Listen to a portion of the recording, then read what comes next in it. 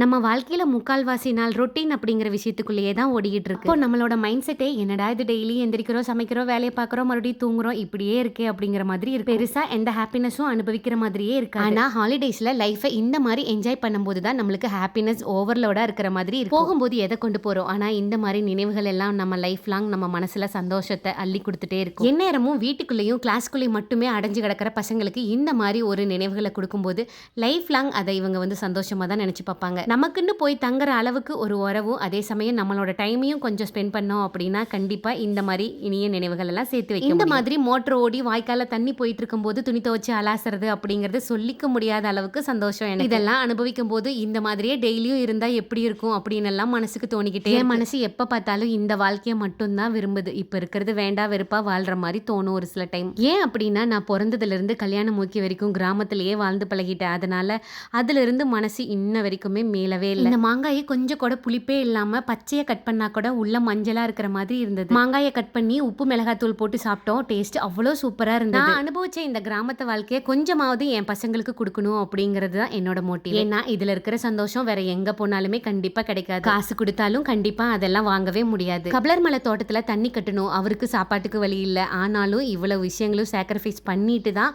குட்டீஸுங்களை நான் கூட்டிட்டு வந்து இங்க சந்தோஷப்படுத்தி அவரும் பசங்களுக்காக நிறைய விஷயங்களை ஏத்துப்பாரு. நம்ம அவங்க வீட்டுக்கு வரணும் அப்படின்னு நினைக்கிற அளவுக்கு உறவுகள் இருந்தாலே போதும், வாழ்க்கையில நிறைய சந்தோஷங்கள் நமக்கு கிடைக்கும். எனக்கு எங்க அண்ணா அண்ணி சித்தி சித்தப்பா மாமா அத்தை அவங்க எல்லாமே இந்த மாதிரி தான். இவங்க எல்லாம் அக்கா தங்கச்சி அப்படிங்கறனால என்னவோ தெரியல, எங்க அம்மாவோட கைப்பக்குவம் எங்க சித்திங்க கிட்ட அப்படியே இருக்கு. கொஞ்சம் கூட மாறல. சித்திங்க உருவத்திலயும் சரி சமைக்கிற விதத்திலயும் சரி அடிக்கடி எங்க அம்மாவை அதிகமா ஞாபகப்படுத்துறாங்க. ஸ்கூலுக்கும் படிக்கட்டு மட்டுமே ஏறிட்டு இருந்த இவங்க காடு மேடுன்னு இப்படி சுத்தி தெரிஞ்சுக்கிட்டு இருக்காங்க இந்த 4 நாள். எங்களுக்கும் பெருசா எந்த வேலையும் இல்ல. சித்திங்க சமைச்சு போடுவாங்க, சாப்பிடுவோம், டைமுக்கு டீ குடிப்போம், உட்காந்து பேசிக்கிட்டே இருப்போம். இதை தான் ரெகுலரா பண்ணிட்டே. வீடியோ பார்த்தவங்கள சில பேர் சொல்லிக்கிட்டே தான் இருக்காங்க நீங்க ரொம்ப கொடுத்து வச்சவங்கன்னு சொல்லி.